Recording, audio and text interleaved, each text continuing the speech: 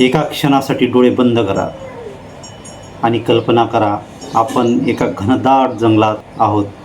समोर रस्ता कुठं आहे, कोणता रस्ता आहे, कोणत्या दिशेने जायचं आहे, आपले पुढचे पडणारे पाऊल कुठे पडेल या संदर्भात आपल्याला काहीही कल्पना नाही. आपल्या डोक्यात विचारांचा काहूर माजलेला आहे. आपलं प्रत्येक पाऊल चुकीचं पडत आहे आणि अशा गोंधळलेल्या स्थितीत कोणीतरी येऊन अचानक आपला हात धरतो आणि आपल्याला योग्य मार्गावर नेतो, सुरळीत रस्ता दाखवतो, पुढची योग्य दिशा काय आहे या संदर्भात आपल्याला दूरदृष्टी देतो. पुढे कोणता रस्ता योग्य आहे हे माहीत नाही, कोणत्या दिशेने जावयाचे आहे याबाबत आपण संभ्रमात आहोत आणि अशा गोंधळलेल्या स्थितीत कोणीतरी येतोय, आपला हात धरतोय आणि आपल्याला आपल्या जीवनाची पुढील योग्य दिशा दाखवतोय, पुढील वाटचालीसाठी आपल्याला ते मदत करत आहेत आणि आपल्याला ते सुरक्षित आपल्या ध्येयापर्यंत पोहोचवत आहेत. मित्रांनो, आपल्या आयुष्याचं सुद्धा असंच आहे. जन्म आपल्याला आपले आईवडील देतात, पण आयुष्याला जो दिशा देतो त्यांना आपण गुरु संबोधतो, ते आपले गुरु असतात. शरीराला काही दिवस अन्न मिळाले नाही तरी माणूस जगू शकतो, पण आयुष्याला जर योग्य दिशा मिळाली नाही, संपूर्ण जीवन दिशाहीन होऊन अंधकारात जाऊ शकते. म्हणूनच आपल्या भारतीय संस्कृतीत गुरुला देवापेक्षासुद्धा अनन्यसाधारण महत्त्व देण्यात आलेलं आहे. पण तुम्ही विचार केला आहे का की गुरुपौर्णिमा नेमकी का साजरी केली जाते? गुरुपौर्णिमा ज्या दिवशी आपण साजरी करतो या दिवसाचा नेमका इतिहास काय आहे? महर्षी व्यास यांच्या नावाने या दिवसाला का संबोधल्या जाते? महर्षी व्यासांचा गुरुपौर्णिमेशी काय संबंध आहे? आणि आपल्या जीवनातील गुरुचं स्थान इतकं अनमोल आणि महान अमूल्य का मानलं गेलेलं आहे? या सर्वच प्रश्नांची उत्तरे आपण आजच्या व्हिडिओत बघणार आहोत.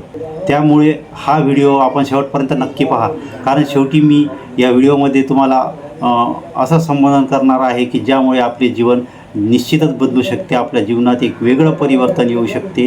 गुरु याविषयी आपण किती जागरूक आहोत याची आपल्याला स्वतःविषयी मीमांसा करता येईल. गुरु या शब्दाचा अर्थ असा आहे की आपल्या जीवनातील अंधकारमय दूर करून ज्ञानरूपी प्रकाशाची दिशा आपल्याला दाखवणारा व्यक्ती, आत्मा, देव म्हणजे आपण त्यांनाच गुरु संबोधतो. आई वडीलसुद्धा आपल्याला गुरुच्या रूपातच स्वीकारावं लागेल. जो आपल्या जीवनातील अज्ञान, भीती, संभ्रम, गोंधळलेली मानसिकता, चुकीच्या विचारांचा अंधार दूर करून ज्ञानाचा प्रकाश दाखवतो, त्यालाच आपण गुरु म्हणतो. गुरु हा शाळेतील एक शिक्षक असू शकतो. आपल्या आयुष्यातील पहिला गुरु म्हणजे आई आहे, दुसरे गुरु म्हणजे वडील असतात, यानंतर शिक्षक, संत, महात्मे, आपले मार्गदर्शक आणि आपल्या जीवनात आपल्याला येत असलेले अनुभवसुद्धा आपले गुरु रूपात आपण मानले पाहिजेत, स्वीकारले पाहिजेत असतात. मग आता एक गुरुपौर्णिमा का साजरी केली जाते? आजच्या दिवसाचे काय महत्त्व आहे?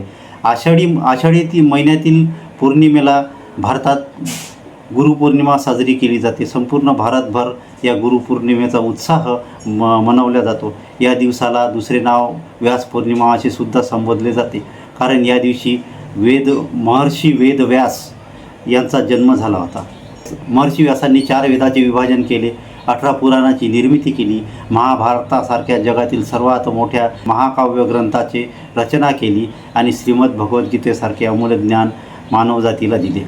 महाभारतासारखा जगातील सर्वात मोठा ग्रंथ लिहिला आणि श्रीमद भगवद्गीतासारखे अमूल्य ज्ञान आपल्याला त्या ग्रंथाच्या माध्यमातून आपल्याला मिळाले. म्हणून त्या आदिगुरूला आदरपूर्वक नमस्कार करतो आणि त्यांना आदिगुरू मानले जाते. यांच्या कार्याबद्दल कृतज्ञता व्यक्त करण्यासाठी हा दिवस गुरुपौर्णिमा म्हणून आपण मानलेला आहे आणि साजरा केला जातो.